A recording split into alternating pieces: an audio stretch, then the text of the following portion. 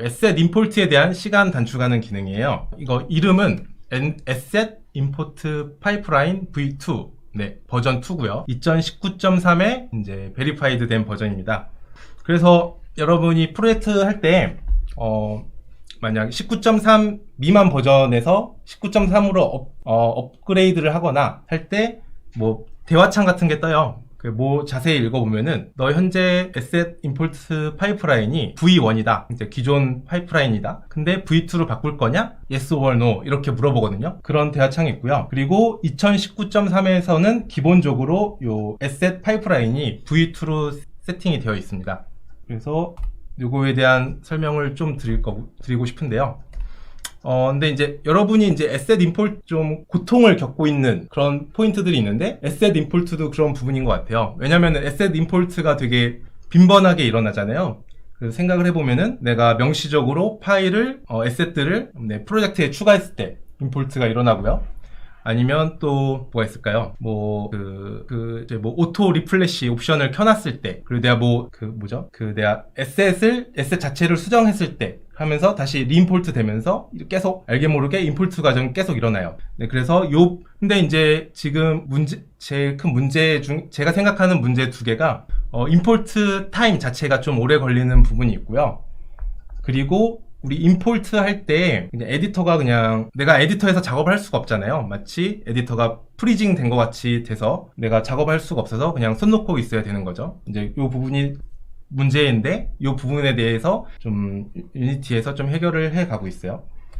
일단 이 에셋 임포트 파이프라인 V2는 이제 단기 프로젝트가 아니에요. 되게 한 1, 2년 앞두고 있는 장기 프로젝트고요. 장기 프로젝트 중에서 요 첫 번째 스텝이 이제 개발이 돼서 2019.3 버전에 들어온 거예요. 그래서 크게 두 가지 이슈가 좀 개선이 되었는데요. 이제 첫 번째가 에셋 임포트 부분이고 두 번째가 이제 타겟 플랫폼 스위칭 하는 부분입니다. 그 에셋 임포트 할 때 우리 에셋 데이터베이스라는 게 있잖아요. 유니티에.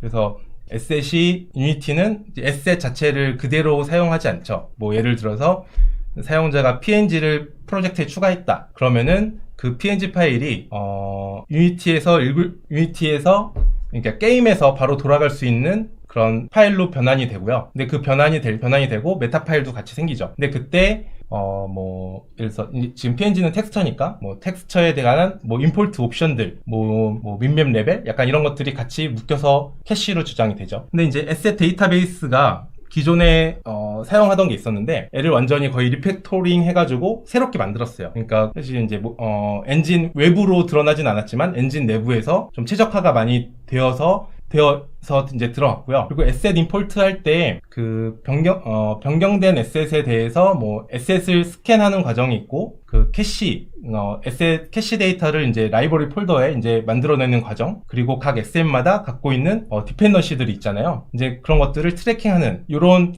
데이터 구조적인 측면이나 뭐 이게 어떤 데이터를 찾는 알고리즘 이런 것들이 완전히 바뀌었어요. 새롭게 바뀌어서 좀 많이 최적화가 된 프로세스죠.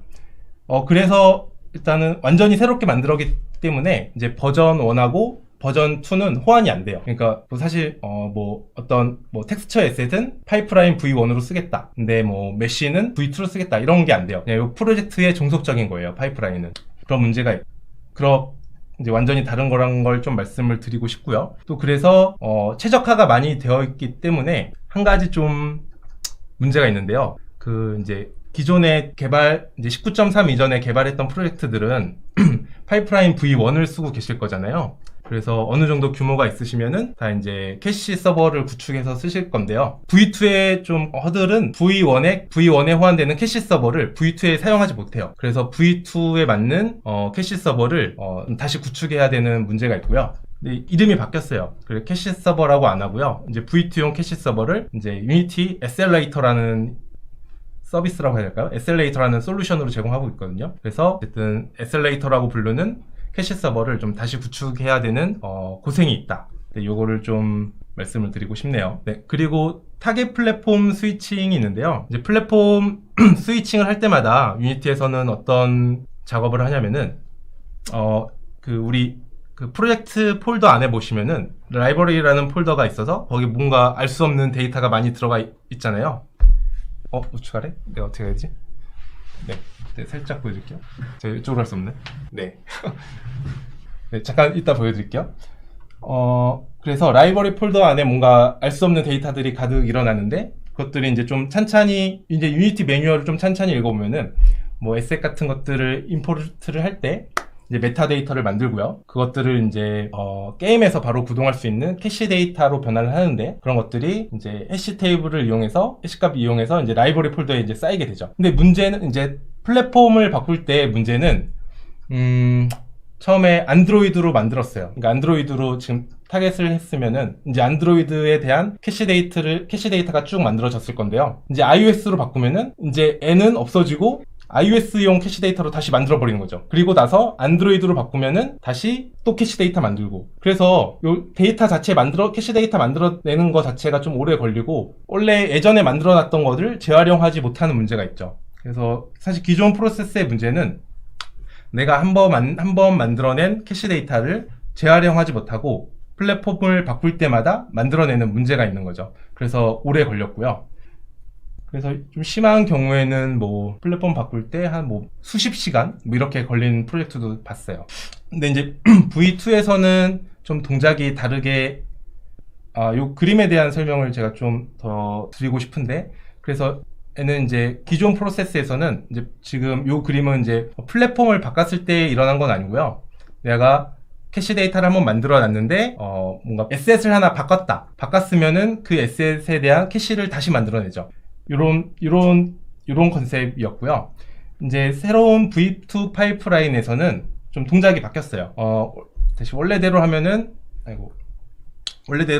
이제 뭔가 에셋 수정될 때마다 계속 덮어쓰기 형식으로 만들어냈던 거죠. 근데 V2 라인에서는 약간 버전 관리라고 해야 될까요? 약간 리비전을 만들어내요. 그러니까 첫 번째 캐시 데이터를 만들고요. 이 에셋이 수정됐을 때 두 번째 캐시 데이터를 만들고 세 번째 캐시 데이터를 만들고, 이렇게 계속 버전을 관리해 가면서 만들어내는 시스템입니다. 그래서 플랫폼을 바꿀 때도 처음에 안드로이드 만들었다가 iOS 만들었다가 다시 안드로이드 만들 때 안드로이드를 새롭게 만들어내는 게 아니라 원래 내가 갖고 있는 안드로이드의 데이터를 쓰는 거죠. 그렇기 때문에 스위칭이 기존보다 많이 빨라졌습니다. 근데 요거의 단점은 이제 기존에는 새로 덮어쓰면서 만드는 거잖아요. 근데 새로운 V2에서는 버전 관리를 하면서 만드는 거고, 근데 이제 계속 뭔가 내가 에셋을 많이 바꾸거나 하면은 버전들이 계속 쌓이겠죠. 근데 이 버전들은 이제 각각 다 데이터이기 때문에 문제는 이제 내 로컬 PC에 디스크 용량을 차지하는 문제가 있어요. 그래서 이거를 어느 순간에는 지워줘야 될 텐데, 지금 유니티에서는 어떻게 동작하냐면은 이제 에디터를 이제 껐다가 켰을 때 안 쓰는 옛날 버전의 캐시 데이터들은 지우고 있습니다.